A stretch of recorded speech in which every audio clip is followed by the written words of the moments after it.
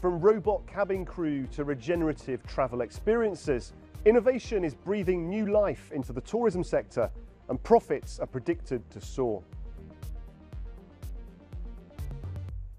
Welcome to The Exchange from our studio here in Doha. Coming up on this episode, CEO and founder of the tourism space, Tina O'Dwyer, shares her thoughts on the rising popularity of regenerative tourism and its impact on the future of the industry. And Chief Commercial Officer of Qatar Airways, Thierry Antinori, gives us a glimpse into the future of air travel. Now, a recent report by the World Economic Forum indicates that the future of tourism will be driven by technological innovation and big changes to the way tourists want to experience new destinations when they travel. Well, one of the biggest emerging trends is a shift from traditional tourism focused on consumption to regenerative tourism, an approach where companies focus on creating a positive impact on local communities and the environment. And as taste change, analysts are predicting that revenues across the sector will continue to rise.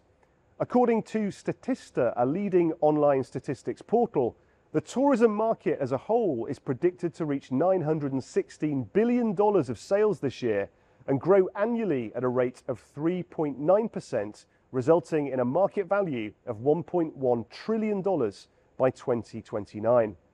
Well, like so many other industries, artificial intelligence continues to transform the tourism sector.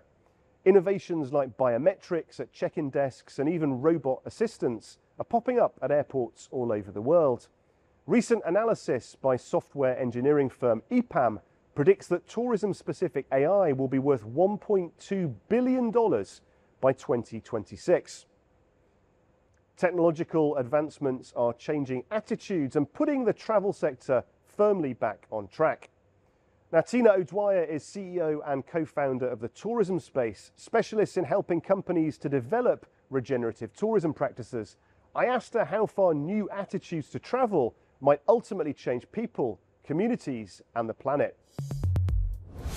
More than most other industries, tourism can do a lot for the well-being of places, the well-being of people, understanding of different cultures, broadening education and minds, and also really enhancing biodiversity and nature conservation through the way it carries out its activities. And I think if tourism started to see the positive parts it could bring to the sustainability and regeneration agenda, then we'd really see a positive model emerging into the future.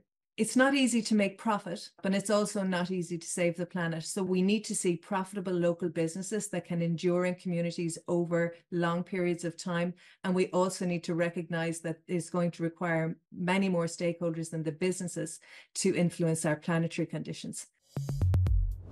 So what does regenerative tourism look like in reality? Our reporter Phil Stebbing went to Wairarapa in New Zealand to find out more.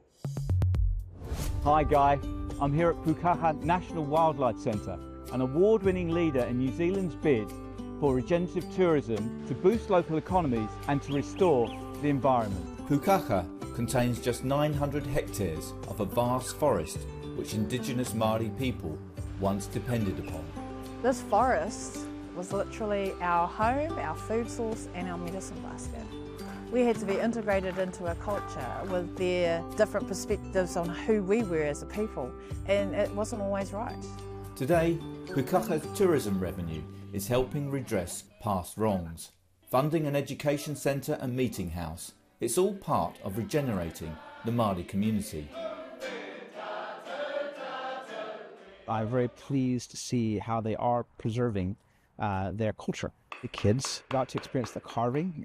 Carvers were very gracious, talking about history behind the different objects.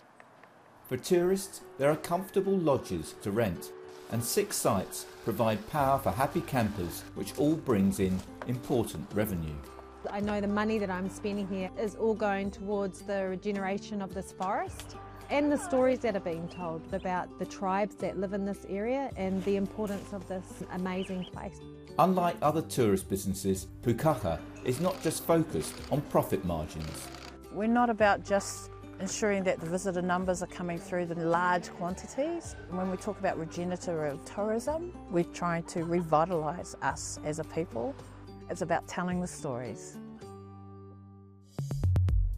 Regenerative tourism then is partly about people before profits. But what about the very biggest travel brands? How are they planning to reshape the future of the sector? Thierry Antonori is the Chief Commercial Officer of Qatar Airways. They recently retained their crown as Skytrax Airline of the Year. I sat down with Thierry here in Doha and I asked him to explain what the future has in store for travel and tourism. I think the customer is looking for convenient and efficient and value for money solutions in each segment.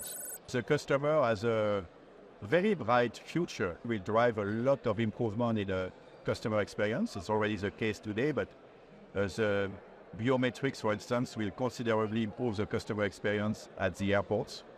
I think the artificial intelligence will generate better content for the customer. Qatar Airways, we are very focused on that. We have the first digital human cabin crew named Sama. We showcase our cabins with this new technology. You will get more and more relevant, personalized offer for you, fitting your needs, fitting the needs of your families. That's what the customer can expect. Now it's time for our regular feature, Business in 60 Seconds. Start the clock. Celtic plc is preparing to announce its full year 2024 earnings release. The world famous Scottish football club is currently working on redeveloping its Barrowfield training ground, aiming to create a top facility for youth and women's football.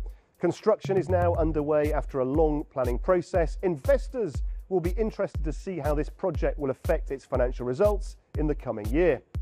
British clothing and home products retailer Next plc is preparing to announce its half-year 24 earnings. The company is continuing its international expansion and is negotiating franchise and license partnerships across Asia.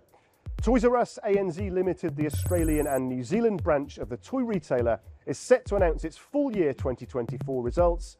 After exiting the UK market and transferring all assets to TrueKids, the company is now focused on strengthening its presence in Australia.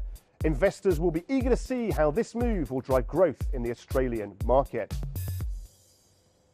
As we look to the future of tourism, AI is transforming how we travel, while regenerative practices ensure we do it responsibly. Together, they're creating a new era of tourism that benefits both us and the planet, where technology and care for the environment go hand in hand. Well, that's all we have time for on this edition of the show. Thank you for watching. Please do check out euronews.com for all your latest business news. And join us again next time on The Exchange.